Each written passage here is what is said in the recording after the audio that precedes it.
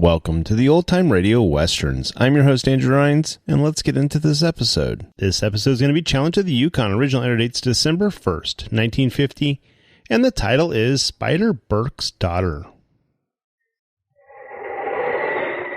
Now, as howling winds echo across the snow-covered reaches of the wild Northwest, the Quaker Oats Company, makers of Quaker Puff Wheat and Quaker Puff Rice, the delicious cereal shot from guns,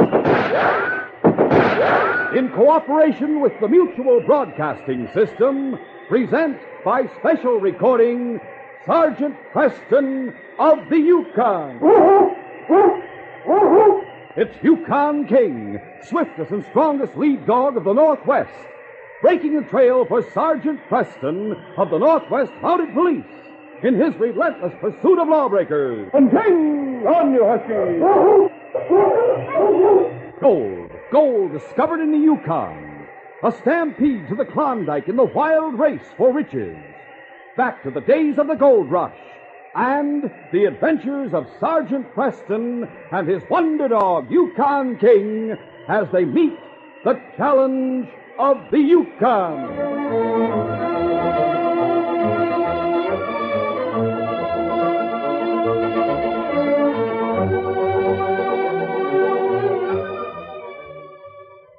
Our adventure will begin in just a moment.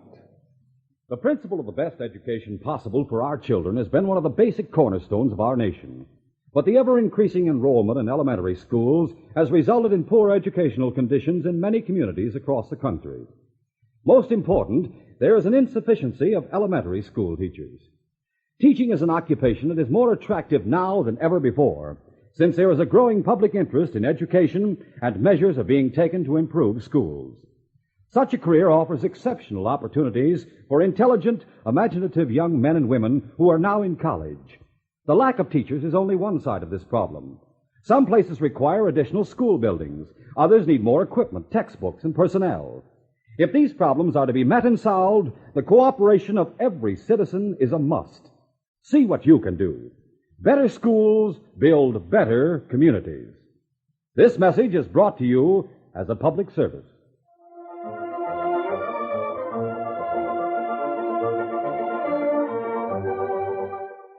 Sheep Camp in Alaska was the last stop-off point for the gold rushers before crossing Chilkoot Pass into the Yukon Territory. The camp was a small tent city huddled in the valley near the foot of the pass. One evening, a young woman named Lucy Hallam was preparing to cook supper just outside her tent when her husband, Frank, approached carrying an armload of firewood. Oh, welcome home, Woodchopper. Hi, Lucy. All ready to cook us some supper? Just as soon as you get a fire going with some of that wood you brought back. Sure, I'll have one started in a jiffy. By golly, this Yukon stove we bought is going to come in mighty handy on the trail. Yeah, I saw you coming back with that man who has the tent next to ours. Yeah, we gathered wood together. He and his sister are on their way to Dawson, too. Oh, they're walking over this way now. He said he'd like to have the four of us get acquainted. Hope you don't mind. Well, of course not. It'll be nice to have some friends up here. Well, howdy, Frank. Hello there.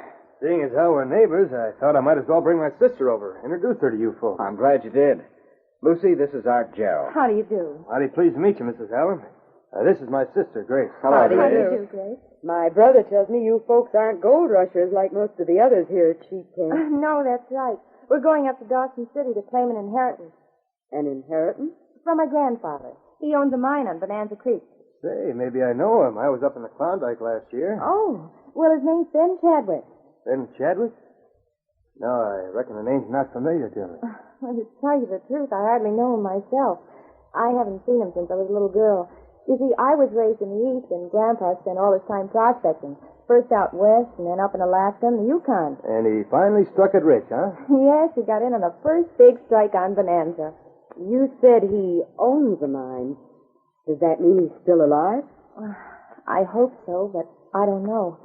We had a letter from him saying that he was very sick and might not live more than a few days. He said he was leaving his mine to me and wanted us to come up to the Yukon right away. From the way his letter sounded, I'm afraid he'll be dead by the time we arrive. Oh, shame. Yes, we'd both like to see him.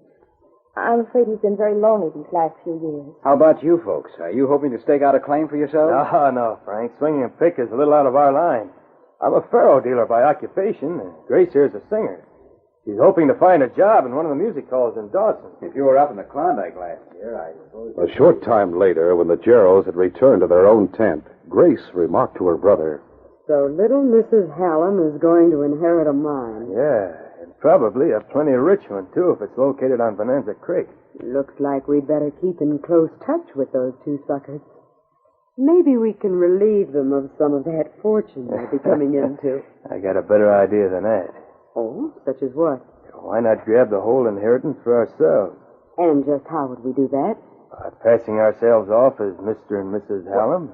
Are you crazy? Oh, far from it. All we've got to do is get them out of the way and get hold of their identification papers. The rest will be a cinch. Maybe, and maybe not. What if her grandfather is still alive by the time we get to Dawson? Well, what if he is? You're a blonde, same as she is. The old guy hasn't seen her since she was a little kid. Yeah, that's right. Hey, maybe we could get away with it at that. Sure we could. But how are we going to get rid of the Hallam? Now, listen, Grace, you leave that to me. In the meantime, we'll get real chummy with him. And you pump the dame every chance you get for details about her family history. That should be easy enough. Who ever heard of a woman who didn't like to talk? In the days that followed, the Geralds and the Hallams became increasingly intimate. On the shore of Lake Bennett, they camped side by side, while Frank and Art built a boat long enough to carry all four of them across the chain of lakes and down the Yukon to Dawson City. One evening, after they had begun the trip downriver, they had beached their boat and were talking around the campfire. Grace was saying to Lucy Hallam, You know, Lucy, hearing you tell about your childhood and your family, that makes me feel as though we've been friends all our lives. If Lucy keeps on reminiscing so much, you'll soon know more about it than I do. Oh, I'm sorry. I know I shouldn't keep talking about myself all the time, but Grace makes such a good audience, it's hard to resist the temptation. By the way, Art, how soon do you think we'll reach Fort Selker? Oh, I reckon we ought to make it by tomorrow night. Oh, that reminds me, Frank. A friend of mine has a cabin a few miles this side of Selkirk. Would you mind if we stopped off there long enough for me to stay low? It's okay with me. How about it, Lucy? Why, of course. Oh, that's swell. You find this friend of mine's a very interesting gent. He'll make you folks feel right at home. The following afternoon, their boat brought them in sight of the cabin where Art's friend lived. After nosing their boat into the beach, the travelers disembarked and walked up to the cabin. Art knocked on the door. Well, I'll be doggone. Art Gerald. Howdy, Spider. Come on in. Hey, where's Jake? Hey, he went into Selkirk this morning. Did you just get back to the territory? Yeah, I'm on my way to Dawson. Hey, folks, meet Spider Burke. This is my sister, Grace. Howdy, Spider. Art's told me about you. Nothing bad, I hope. And this young couple here is Mr. and Mrs. Hallam. Hello, Mr. Burke. Any friends of Art or friends of mine? Say, you think you could entertain the two of them here at your cabin for the next few weeks? What? Well, what are you talking about, Art? We're not staying here. Oh, no, that's where you're wrong. Get your hands up, both of you. A gun. Say, for the love of Mike, what's this all about? That's what I'd like to know. Well, it's like this. Lucy here was going to Dawson to inherit a mine from her grandfather. But the way Grace and I figured, we might just as well claim that inheritance for ourselves. Oh, you Shut up or I'll shut you up permanently. As I was saying, Grace and I figured to grab off the mine ourselves. As soon as the will's settled, we'll sell the mine and head back here with the cash. And where do I come in on the deal? You and Jake hold the two of them prisoner here at your cabin, while Grace and I are pulling off the scheme. Why not kill him and be done with it? No sense risking murder till we're sure the scheme will pan out. Besides, we may need more information from them later on. Yeah, reckon you're right at that. As soon as Grace and I get back here, we'll get rid of the Hellens and split the cash between us. Then we'll head for the state. Son, you just made yourself a deal. That same day, Sergeant Preston went to visit Ben Chadwick at his cabin on Bonanza Creek. He found the old sourdough propped up in bed. How you feeling, Ben? About the same, I reckon, Sergeant. No better, no worse. Well, I think you're looking a bit stronger. Maybe so. Doc says I must be a lot tougher than I look. Old fool figured I'd be dead by this time. You'll probably live to be 100. I'll be satisfied if I last long enough to see my granddaughter Lucy again. Is she coming up here for a visit? Yep. In fact, that's what I wanted to see you about. What do you mean? Well, Constable Ross stopped by yesterday. He said you two would be heading south tomorrow. That's right. We're going to Bennett Post to keep order among the gold rushers. Lucy and her husband ought to be arriving here in the Yukon one of these days. In fact, maybe they're inside already. So I was wondering if you should happen to run into them, would you sort of give them a helping hand and let them know I'm still alive and kicking? Why, certainly. Ben, I'd be glad to. What are their names? Hallam. Lucy and Frank Hallam. How long's it been since you've seen your granddaughter? Doggone it all, I hate to think how long it's been. Haven't laid eyes on her since she was just a little tag, about knee-high to a grasshopper. Now she's a grown woman. Probably right pretty one, too. Least way she is if she takes after her ma. Is that her mother's picture over there on the table? Yep, that's right, Sergeant. That's Lucy's ma taken just before she got married. I suppose she got her good looks from you. Who's denying it? Well, Ben, I'll inquire about Lucy and her husband when I get to Lake Bennett. The police there may be able to tell me whether they've entered the territory yet. Thank you, Sergeant. And if you do meet up with them, tell them not to waste any time getting here. It was several days after his conversation with old Ben Chadwick that Sergeant Preston and Constable Ross rode through Selkirk on their way south. The great dog King was romping along beside the sergeant's horse. This place has really grown since the last time we were here. Yes, Alex, the whole territory's booming now that this gold stampede's underway. The old-time sourdough will soon be saying the territory's getting too crowded. I've already heard that remark in Dawson. Speaking of old-timers, I paid a visit to Ben Chadwick last week. So did I, the day before we left. He told me his granddaughter and her husband are on their way up here from the States. I hope they make it in time. You suppose he'll last much longer? Hard to tell. The doctor says he's in bad shape. But Ben's a tough old party. He may be around for quite a while yet. I wouldn't be surprised at that. All right, King, we're coming, boy. Get up, Lucky. Get on it.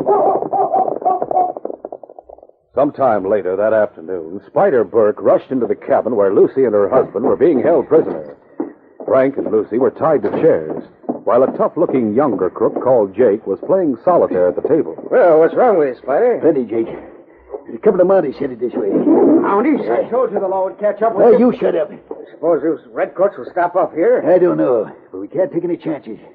We got inside those too fast. What'll we do with them? Well, the Mounties right up in front of the cabin. Then take Hallam, duck out the back door. Keep him flattened against the cabin wall. And make sure he don't make any squawks. Don't worry. I'll have a gun in his ribs every second. And as for you, sister, you're going to stay here with me and make out like you're my daughter. You just wait till those Mounties get here. I'm going to tell them everything. You tell them nothing. 'Cause if you do, your husband's life won't be worth a plug nickel.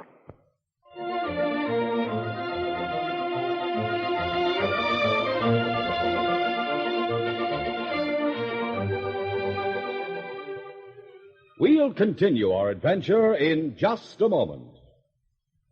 You should have been at the ball game today. I saw 3 home runs. And guess what? I got one of the home run balls.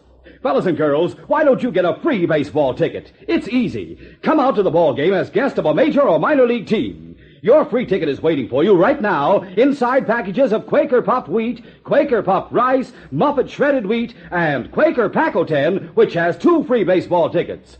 Yes, if you are 12 years or younger, just bring mom or dad or another paying adult and see wonderful major or minor league baseball games free.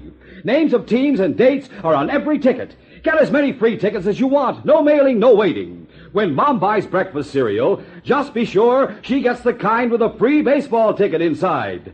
That's Quaker Puffed Wheat and Rice and Muffet Shredded Wheat.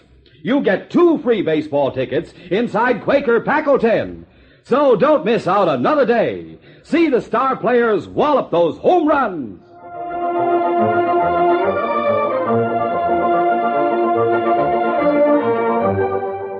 Now to continue. It was customary for the mounted police on duty in the Yukon Territory to stop off and pay a short, friendly visit whenever passing an isolated cabin.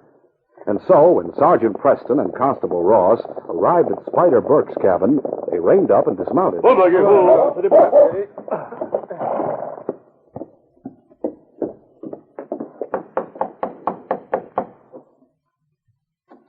Hello, I'm Sergeant Preston, and this is Constable Ross. Well, how do you do? Burke's my name. Spider Burke, my friends call me. Never could figure out why.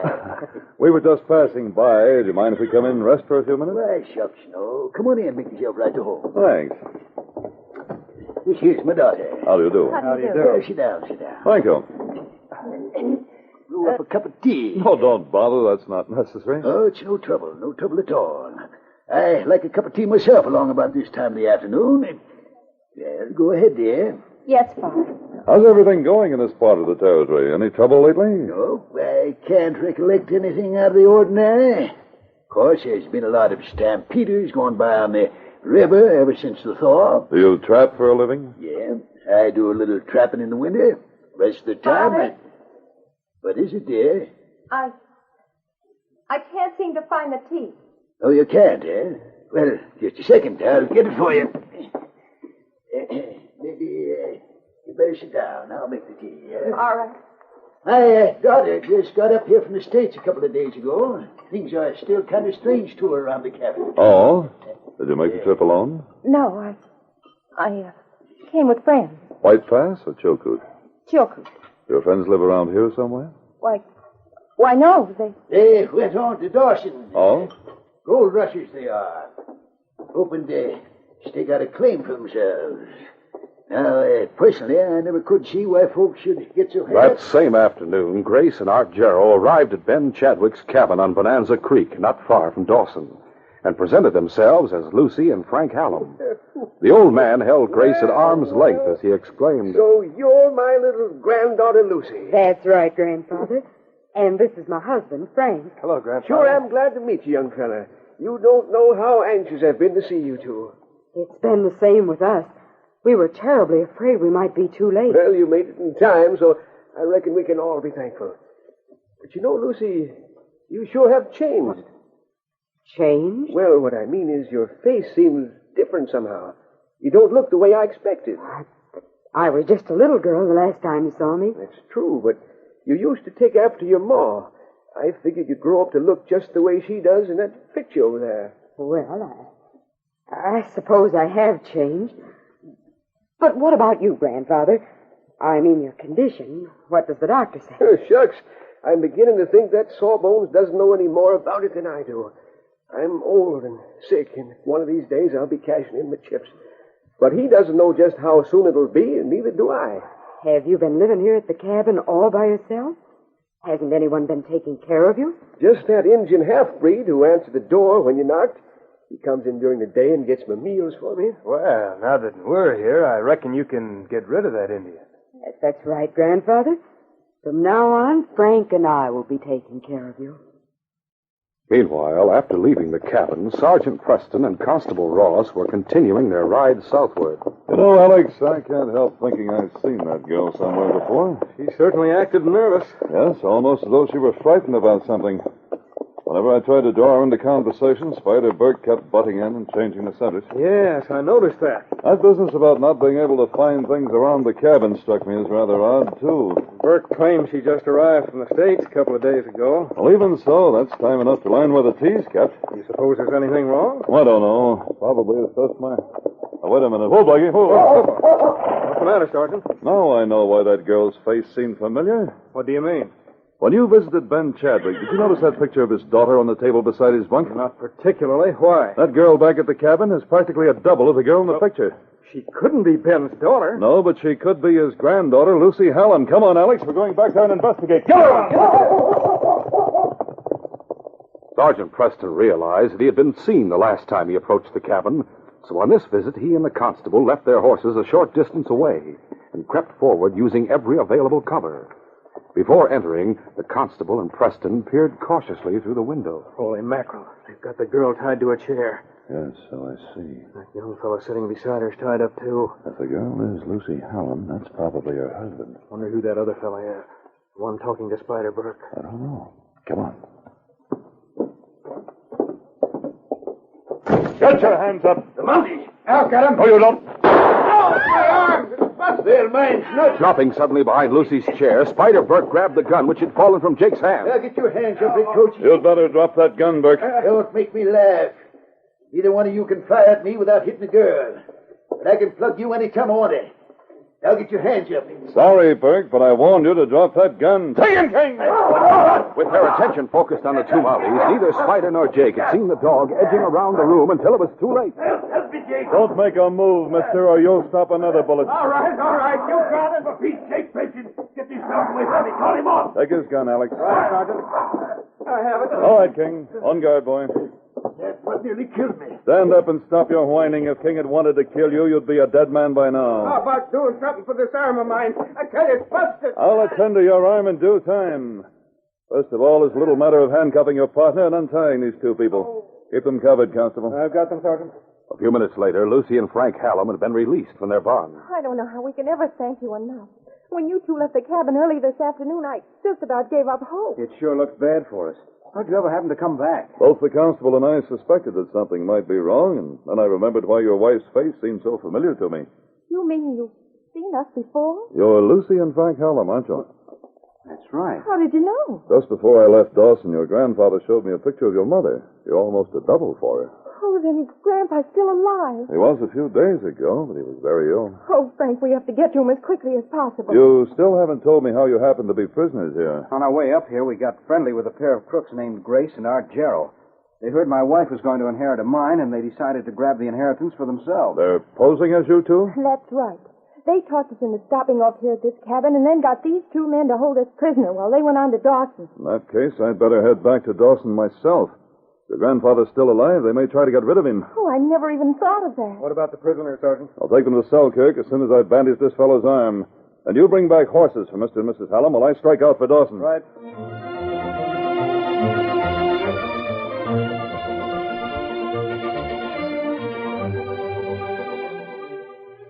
We'll continue our adventure in just a moment. Say, why aren't you fellas and girls out at the ballpark these days, watching those home runs walloped into the grandstands, eating peanuts, popcorn, and hot dogs? Come out to the ball game as guest of a major or minor league team. All over the country, kids 12 years or younger are seeing major or minor league games free. All you do is bring mom or dad or another paying adult, and you get your free baseball ticket immediately inside packages of Quaker Puffed wheat, Quaker Puffed rice, and Muffet shredded wheat. You'll find 2 free baseball tickets inside Quaker Paco 10. Names of teams and dates are on every ticket. So be guest of your favorite team at the ballpark. Rush to the store with your mom and grab free baseball ticket packages of Quaker Puffed wheat or rice, Muffet shredded wheat, or Quaker Paco 10, which has 2 free tickets. The more packages of these delicious Quaker cereals you get, the more free baseball tickets you get.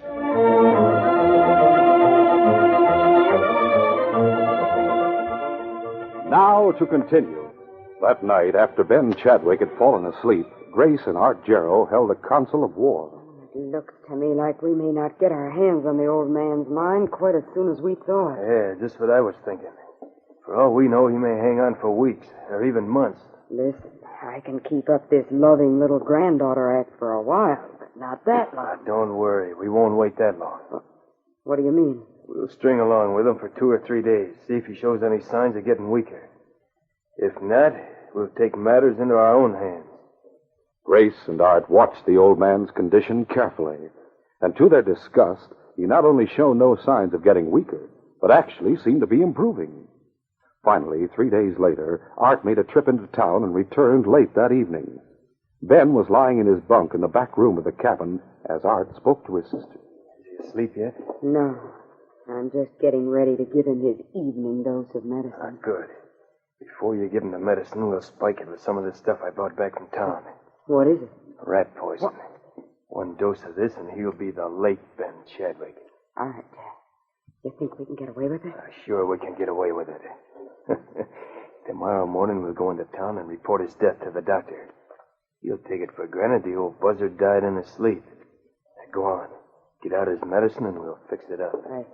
A few minutes later, Grace and Art walked into the old man's bedroom. Ben was lying on his bunk examining the long-barreled Colt revolver that he always kept lying on the table at his bedside. Why, for heaven's sake, Grandfather. What are you doing with that gun? Just checking it over, that's all. Ever since I struck it rich, I don't feel safe at night unless I have this gun in easy reach. Well, you put it away now because it's time for you to go to sleep. All right, Lucy. Oh, Dad's right at all. I suppose you're going to make me take another swig of that hogwash the doc prescribed for me. This medicine will help you sleep better. Yeah. You swallow it down, and then we'll put out the light. I suppose I may as well take it and get it over with. Hey, who's that? Sounds as though someone came in the front door. Yeah, I'll go take a look. Here, Grandfather.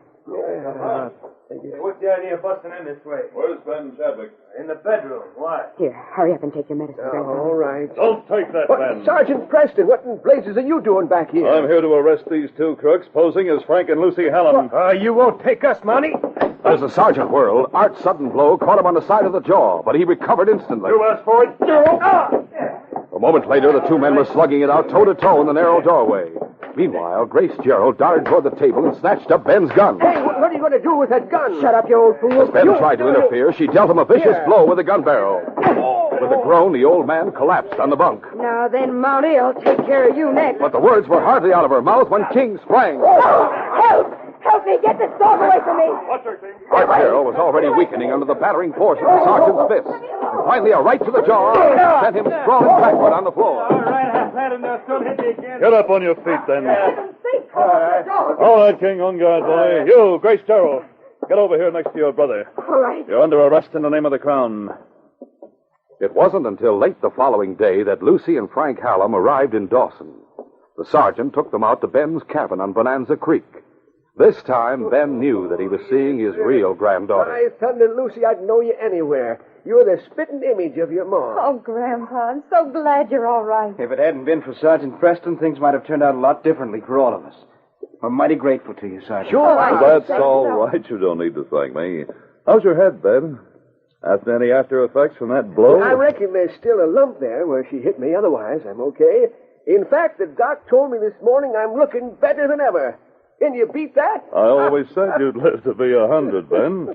And now that Lucy and Frank are here and the Geralds are behind bars, I can say this case is closed.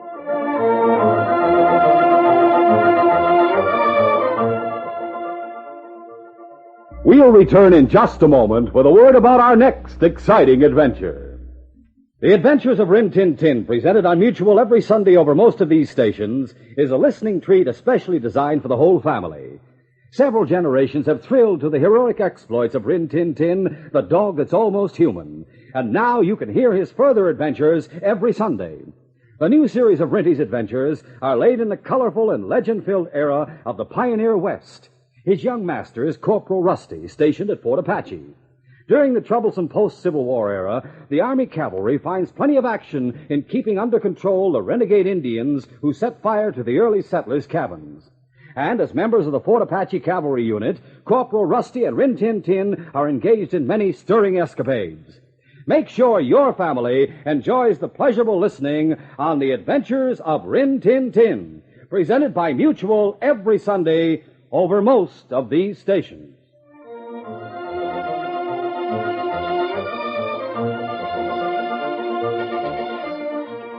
King leads the sergeant's team in a desperate pursuit along the dark and dangerous canyon trail. At every turn, the killer may be waiting, ready with his gun, ready for murder. Don't miss this next exciting adventure.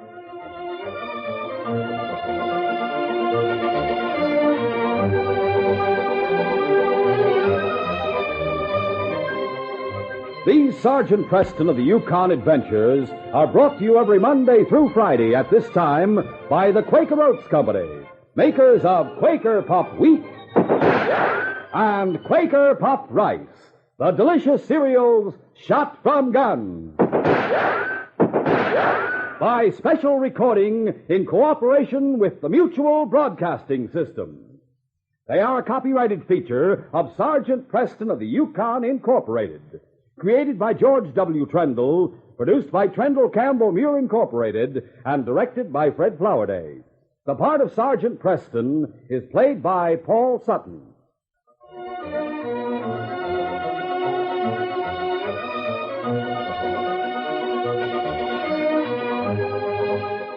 This is J. Michael wishing you goodbye, good luck, and good health from Quaker Puffed Wheat and Quaker Puffed Rice.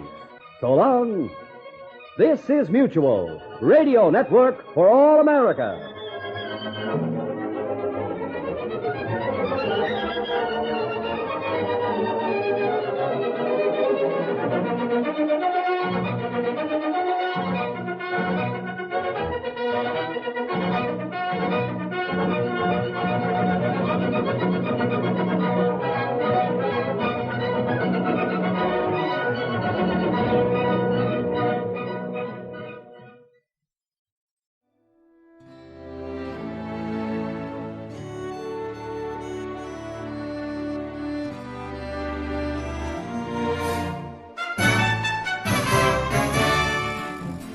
This has been a presentation of OTRWesterns.com, and we hope you enjoyed.